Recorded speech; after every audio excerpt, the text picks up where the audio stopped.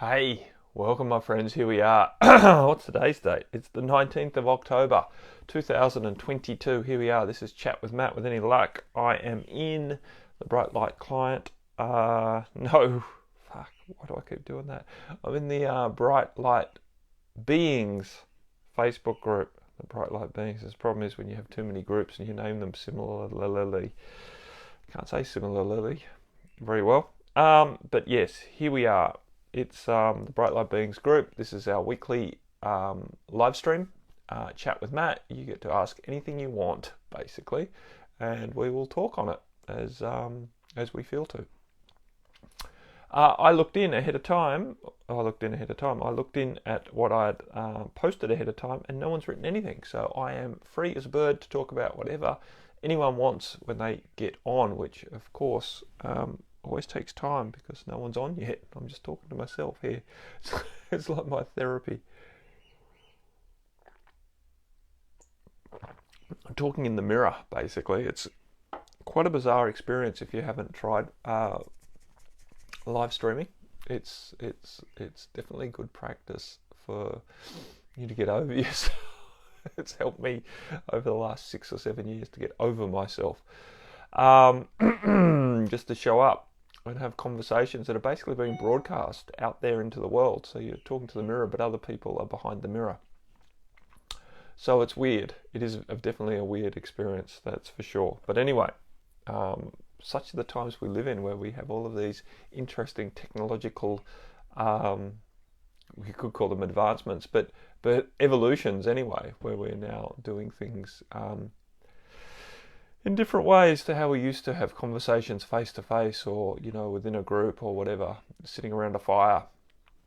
We used to communicate in more low-tech ways that in many ways was while it didn't have the ease of such reach. Hey, Sister Carolyn, we didn't have the ease of such reach. We had the advantage of really feeling other people's energies much more easily and reading expressions on faces, etc., etc. Now I'm sitting here having a conversation with a group of people, which is who are yet to turn up or starting to turn up. Good morning, Sister Carolyn.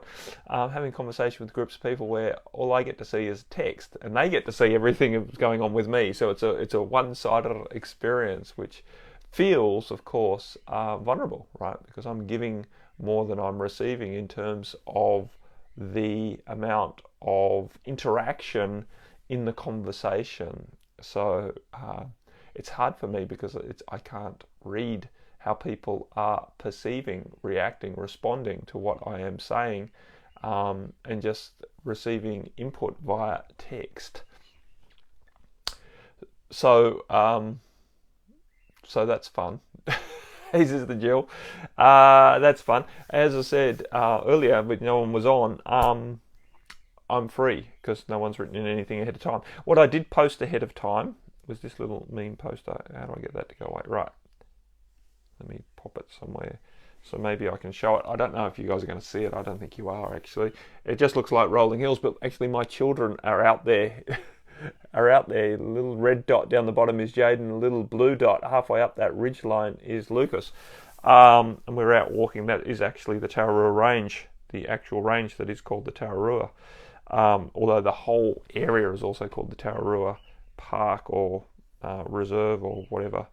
But that is actually the Tararua Range. Tararua means two women, I think, or two sisters.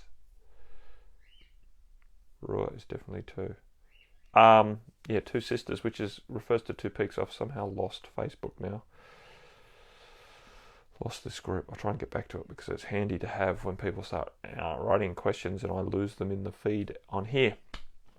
So anyway, what I wrote above that little picture of us walking out, basically there's no real track when you go that sort of walking. You're above the tree line and you're walking on the ridge lines.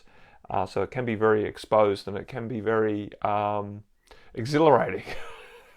There could be some pretty steep drops on either side of you as you sort of walk the knife's edge, which is not a straight line and not very ergonomic. I don't know, easy. It's not very easy going. Anyway, and it says here, to climb to new heights, you have to be prepared to leave the old familiar road behind. and go cross country. I talked about this, I'm not sure if it was on Chat with Matt, if it was on one of my other live streams, and I have talked about it in various conversations I've had throughout the years about this idea of either staying on the highway or turning off and going on a new route. It's very comfortable for us to stay on the highway, but the problem is these highways, many of them, let me put that on silent, many of these highways that we built, and basically these are neural pathways in the brain, right? These are habitual ways of reacting to the world. Many of these highways go to places that we don't like. So I give the example, we can stay on the 4-lane highway, which is real easy driving, 100 kilometres an hour, 110 kilometres an hour the whole way, but it ends up at the sewage works, right? It stinks. It's not very exciting. Or we can turn left and head off down a bumpy gravel road full of potholes and obstacles, but that goes to the beach. But it's a lot slower going, it's a lot harder driving, or potentially we have to get out of our vehicle and walk, right? We're cutting a new trail, but it goes somewhere beautiful. The interesting thing with human psychology is most of the time we prefer to stay on the highway even though we know it goes to the sewage works. That's the ridiculous thing. It's just so much more comfortable for us to have to navigate a new way of thinking, not to have to navigate a new pathway, a new narrative, a new state of being. Hey, Barbara. So we tend to stick to the old pathways, which are well known. We know all the landmarks. We know when we'll get there. But the irony is we don't enjoy where we're going. Hey, Sister Sheena. I'm open to any questions, by the way, friends, or a request, or a topic, whatever you want to talk about. Let me know. I'm just blabbing on now because I haven't got any other stimulation, inspiration. So yeah, we have to be willing to do the difficult task of cutting a new path if we want to go somewhere new, if we want to climb to new heights, if we want to go to the beach, if we want to experience the joy of our creative self. Otherwise, we're just going to get stuck in habitual ways of reacting and responding to the world, which leaves us in the same old place.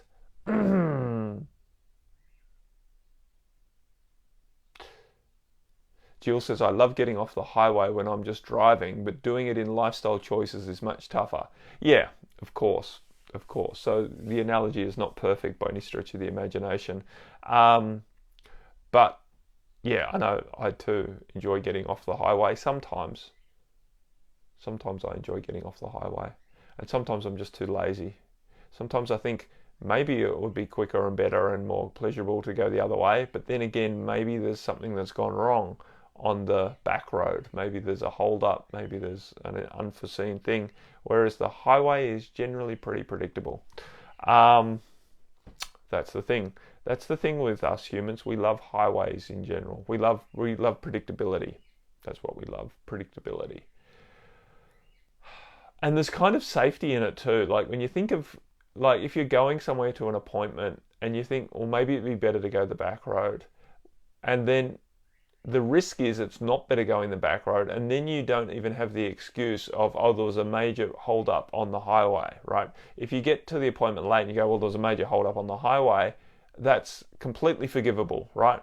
But if you got off the highway and ended up on the back roads, and then there was a major hold up on the back roads, and you get there and say, oh yeah, I chose to take the back roads and there was a major hold up, then it's kind of like, well, that was a stupid decision, right? Whereas no one's going to judge you as having a stupid decision if you stay on the highway, if you stay with the crowd, if you stay with normal, right? If you stay with normal, then you kind of have this excuse that normal's let me down. And no one's going to really criticize you for that in our society, right, generally. So that's the danger with getting off the normal, getting out of normal mentality, routine, habituated programming, is that we are much, much more vulnerable, open to being judged. And many of us have a lot of resistance to that risk, right? Because we've been judged in the past, deep past, many of us, past lifetimes, and after we were judged, we were sentenced and punished. So we don't want that to happen again, and there's this resistance to being abnormal because we've been judged for being abnormal before. and that's led to experiences that were very not comfortable, or not very comfortable. Very not comfortable, I think, says more. So we don't want that, and so we're very, very resistant. Many of us are very resistant to turning off the highway, to doing it differently, to not going with the flow, to not doing normal. Anyway, I've missed a few comments in that, so let's have a look.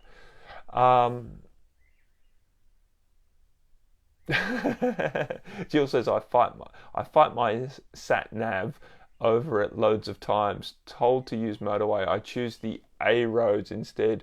More choices that way, and prettier too. Yeah, I know, and the nav man is saying, turn around, turn around, take the next left. Yeah, and we don't, and then it's trying to recalculate how we're going to get there. Sister Sheena, I'm struggling with deciding what to let go of. I have inherited china and furniture from both sets of grandparents. In fact, I grew up with many of these possessions. My grandmothers were with us throughout my childhood, so these things were in the family home. Now I wish to downsize. Yeah. Possessions. Do we possess them, or do they possess us? It's a very, very interesting relationship we have with these things, these possessions, especially possessions that hold memories. We hold memories as humans, at least in our current iteration of humanity. We hold memories pretty dear to us. They're pretty important. A lot of us are not, because we're not so satisfied, most of us are not so satisfied with our current conditions. Our memories can quite often be quite dear to us, and especially as we age, as we get older, our memories kind of bring us a degree of solace or escape from the current conditions. And so many of us know that, and many of it, even if we're not at that stage yet where we're relying heavily on our memories, we like the nostalgia. Nostalgia is an interesting vibration as well. That many of these possessions that have family history, especially family history that we were involved in, there is a certain appeal to these quote unquote possessions, these objects, because they stimulate memories, and these memories are somehow nurturing for us, helpful, comforting for us. But possessions require real estate. They take space. And they take energy, because we then have to look after them. We have to dust them. We have to keep them in a way that feels that we're honouring these possessions. Some of us keep possessions because we can't bear to part with them yet, and yet they're in a box in the attic, right?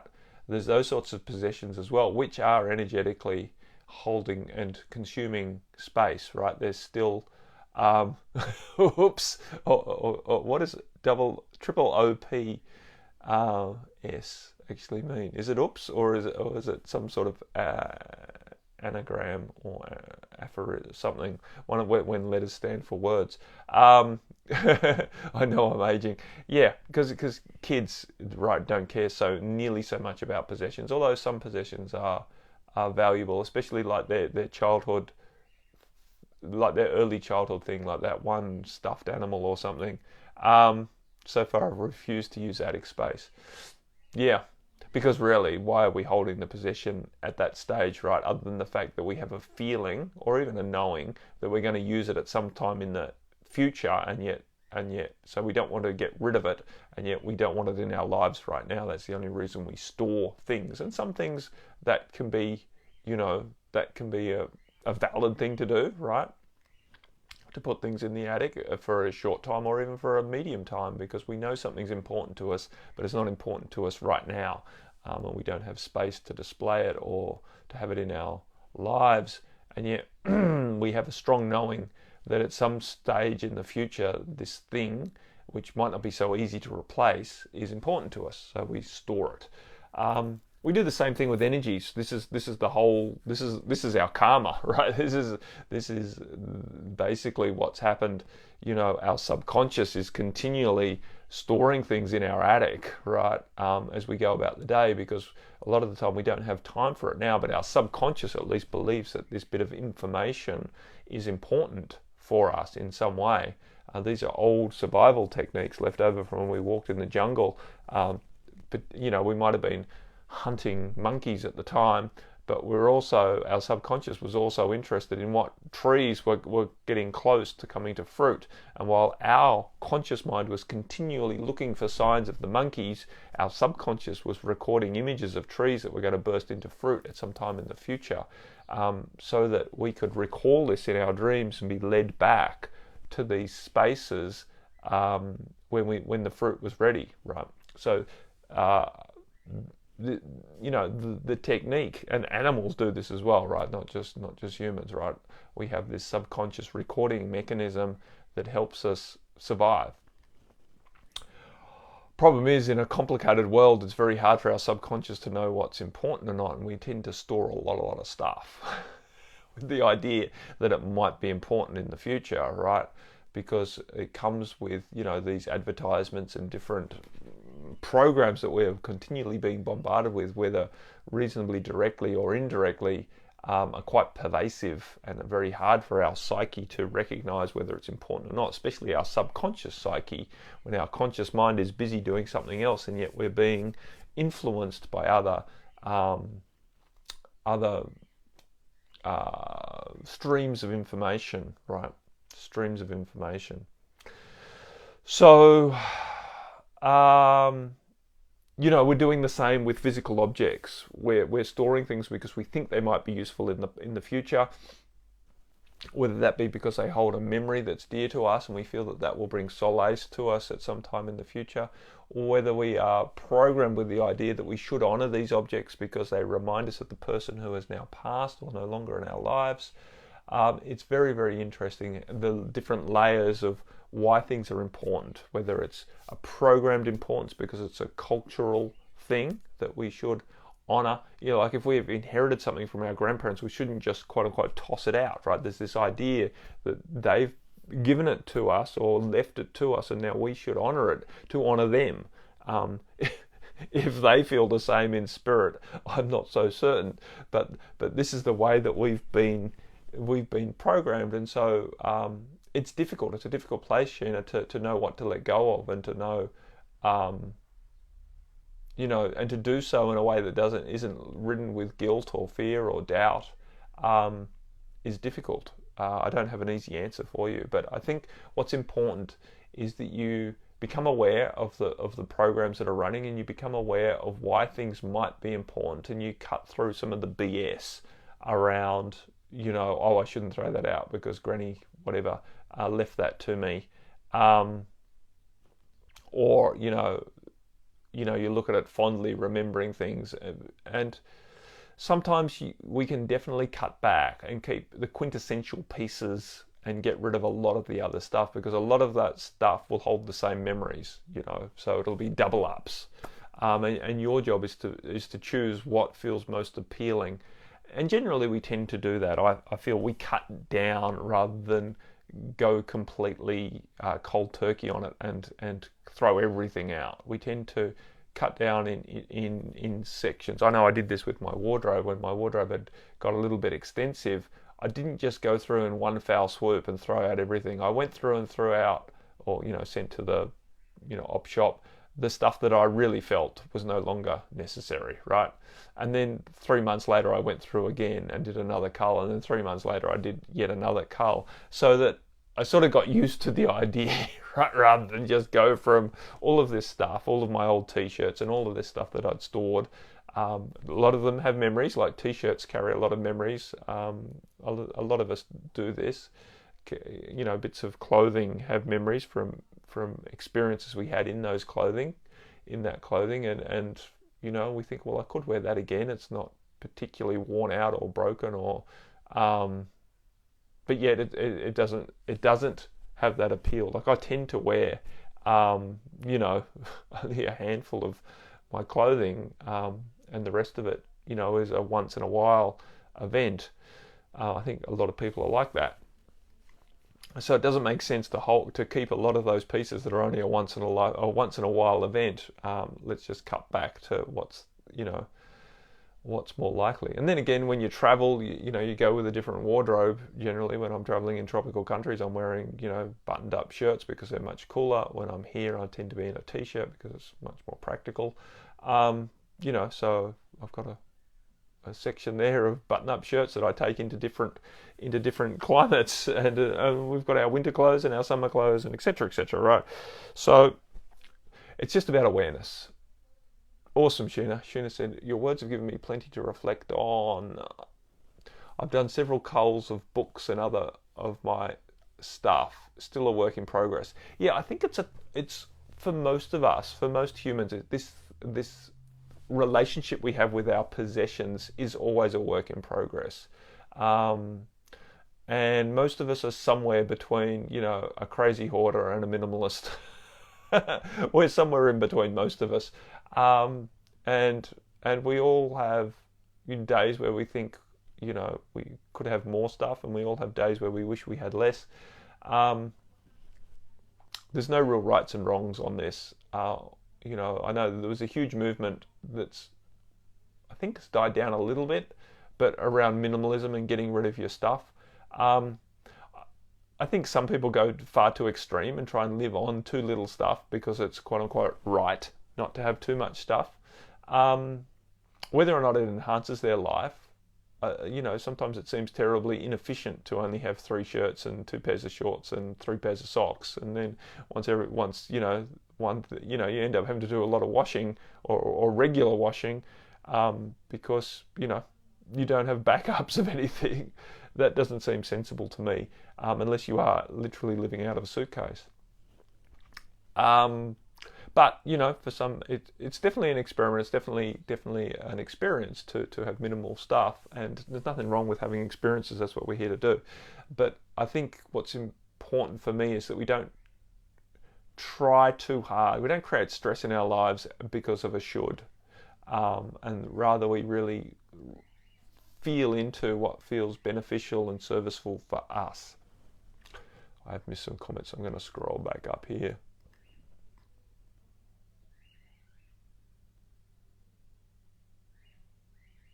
Okay, Julie Ray.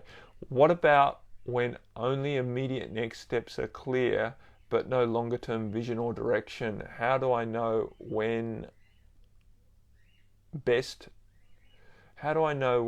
to dream from 5 to 10 years in? How do I know when best to dream from 5-10 years in the future to present? We never know.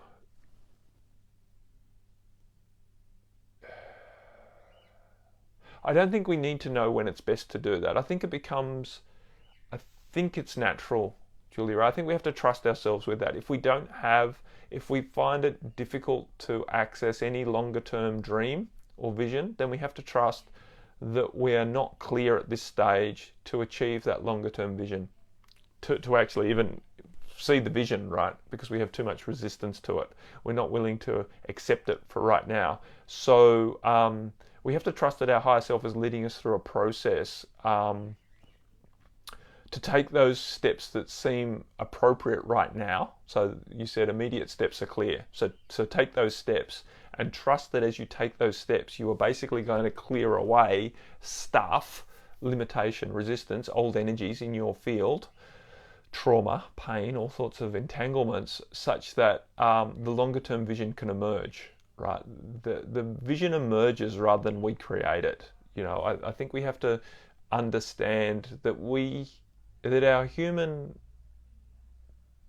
guidance system is a receptive system, not so much a creative one. We create on a soul level, not on a human level. We can create on a human level. There's nothing wrong with pushing and creating on a human level. But if we're trying to create our vision for the future, we can only do it from what we know. This is the thing with the human intellect. We basically draw on what we know. inspiration comes, from higher realms only when the pathway is clear, and we can't actually orchestrate that. We can't micromanage that as humans. That happens naturally after we've relaxed into that clear space. If we're not in a state where it's easy for us to relax into that clear state, then we just have to take the very next step, because that generally is going to lead to or lead through a pathway that will allow the emergence of a bigger dream, of a bigger vision that we can then quote unquote work towards, although that working towards also has to come from a more relaxed state rather than a micromanagerial, this is what I'm going to do and I'm going to fight for it, etc. So hopefully that helps. Basically, just take the next step. That's the thing. And don't make yourself wrong for not having a long-term dream. I know, I've got several clients and friends and even myself right now. I think at this time on the planet, it's very, very hard to have much of a clear dream of the future. My dream of the future is very opaque. Is that the right word? It's hazy. My dream for the future is basically for more expansive experiences of happiness, right? More expansive experiences of purpose. But it's not specific how that's going to look, right? I don't know. I don't know if I'm going to be living in some permaculture community somewhere or if I'm going to be in the depths of the friggin' dark city. I really don't know. And in some ways, I've let go of caring. There's aspects of me that has desires to be out in nature, to be doing natural building and farming and all of that stuff. I still have those desires, but I don't have a clear vision on how that and when that's going to be appropriate. So you just have to let go. You just have to let go of holding on to a roadmap and allow yourself to trust that the next step is all that really matters, because we have to live in the present. If we're trying to live in the desires for 5 to 10 years out, we're sort of not really living our life. Jill said, I chose on Sunday to take a different route to getting my house sold. If those of you who are regulars, Jill's house sale is an ongoing quote-unquote saga on our communications. I replied to a couple of advertisements on local Facebook pages. Sadly, it has led to another dead end, although it was interesting to hear their horror story of trying to move house since July 2021. A few months longer than me, so I'm back in the original pathway again with fingers and toes crossed. Yeah, I think they're never dead ends, Jill. I know they didn't lead to quote unquote a contract to get your house sold, but I think the choice to open those doors is never a quote unquote dead end. There's always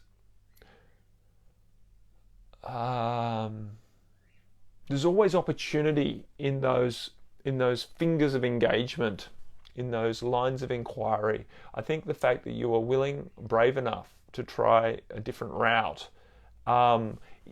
basically sends ripples out through the universe and facilitates a flowing of the best outcomes to you, right? When you're prepared to break out of normalities, when you're prepared to try other avenues, I think that is always leads to a positive expansion. So I wouldn't call them a dead end, because they're an expansion, even though the first attempts at most things are very rarely successful.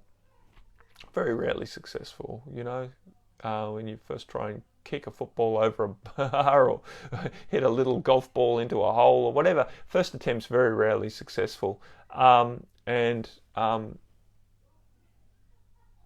it's important to understand that it's the engagement with the process of practice that leads us to mastery. And so being willing to open up these other avenues is definitely a positive.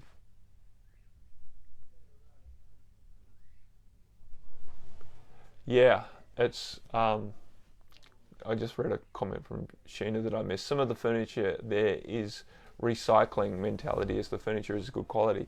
Yeah, definitely. And you can also sell some of it as well, although that is another whole can of worms. Um, yeah, Jill said she kept the solid wood furniture. Yeah, I'm just saying, like, it's difficult to part with quality furniture that you know is hard to get and incredibly expensive to get these days. But we just sold a solid native New Zealand, a Rimu coffee table when we downsized into this place, and we ended up selling it for like $60, and to get it made new now would be several thousand. So, but at least when you do that, you send it off to someone who wants it, and hopefully will care for it well.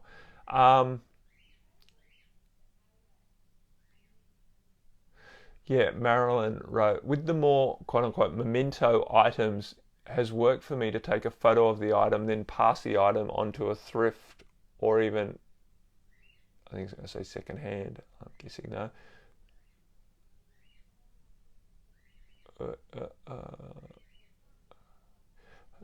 or even sell. Can always release the photo later too. It seems to make it possible to release items um, that might otherwise try to keep around for the memory, basically. Yeah, that's a good idea too, definitely, Marilyn. Yeah, taking photos of these items that have memories attached to them and feel that don't want to part with completely. We can definitely take photos of them, and obviously they don't take up nearly as much space that way. Julie Ray asked, if there's no clear vision, is it always resistance? Um, Not resistance in the way that you are making yourself wrong for having. Right? I know when I say, oh, there's resistance, a lot of people think that they're doing the wrong thing, that they're resisting the move. It's not a conscious resistance. It's not even necessarily a subconscious resistance. It is basically something in the universe preventing the vision from being clear in your field.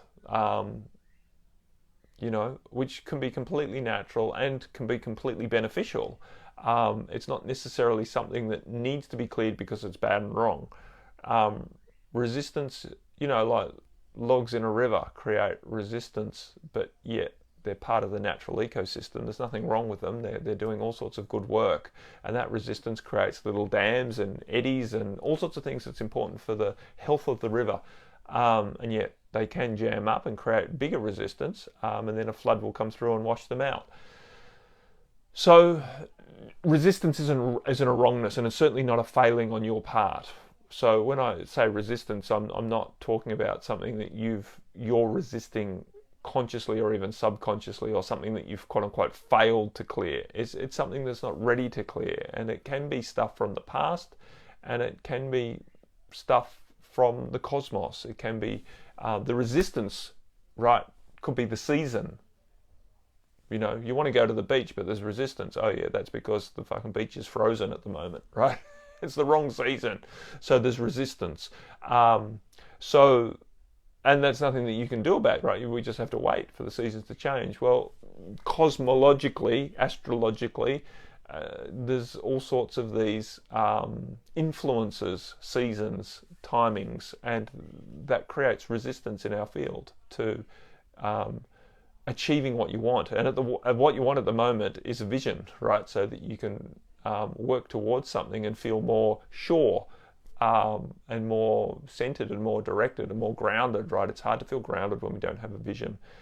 And I think that's a lot of us are learning that at the moment, to actually just be grounded into our beingness, just be grounded into the earth rather than grounded into an ideology or what's the right word? A narrative, a story, a personality, right? Grounded into a roadmap. A lot of us want to ground into a roadmap, because that helps us feel more confident in how we're moving forward and what we're doing, and the rightness of ourselves as well. We feel more comfortable when we have a story that we can tell ourselves and tell others. This is what I'm doing. This is what's important to me, right? And without that, we feel a little bit wrong, because when you can't answer those questions, I think we were talking on a call with you, right? When you can't answer the question of of what we do, where you live, and what's your dream, then you don't feel adequate. It's hard to enter into conversation with people because people aren't just interested so much. We haven't been programmed, into really just recognizing who you be right now. If you can't answer those basic questions of where you live and what you do and what's your dream, then what's the conversation around, right? What's the point of connection? Because people have trouble just connecting to the heart of your being in the moment as you resonate it. So there's a lot of societal programming around wanting the vision, because that helps us feel more right in society and more acceptable and more easily appreciated, right?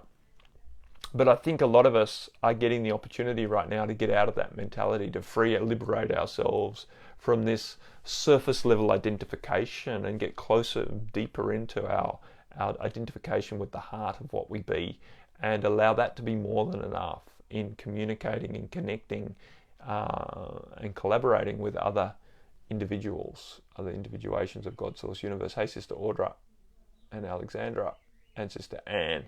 I think I've pretty much done it, friends. I'm just look at the time. Yeah, I started right on time today too. So yet again, we're over time. Hopefully that has stimulated some transformation for you all, which can be very subtle, right? I'm not here to blow you out of the water every week. Jill said, interesting positive today. My local town football club, which is in the lowest league eligible for FA Cup, has drawn. Where are we up to? Has drawn a tie against the football club I've supported all my life and are at the top of the league currently in the competition. Real David and Goliath match. Chances of this happening are astronomically rare, so I'll be able to watch my favourite team at my local club. If I'd moved house by now, I'd have missed this. Hey, I'm clutching at silver linings here. Yeah, why not? Julie Ray said, thank you, so helpful. Awesome. So relax, basically. The message to all of you, whether you're trying to downsize, whether you're trying to get it right with your vision for the future, or whether you're trying to get your house sale progressed, is relax. Whether you're feeling uncomfortable in your body, whether you're feeling sick, whether you're feeling despondent, whether you're feeling excited and motivated, it's still relax, right? Even in that excitement and motivation, relax. And that doesn't mean, stop doing what you're doing. It doesn't mean, have to lie in a hammock. It just means allow your nervous system to be soft so that you can be receptive and so that you can be accepting of the experience that you're having, because that's really what it's about. Anyway, much friends, my love. Much love, my friends, and much friends, my love. I'll speak to you next week, if not before. Bye for now. Reach out if you want something. Bye.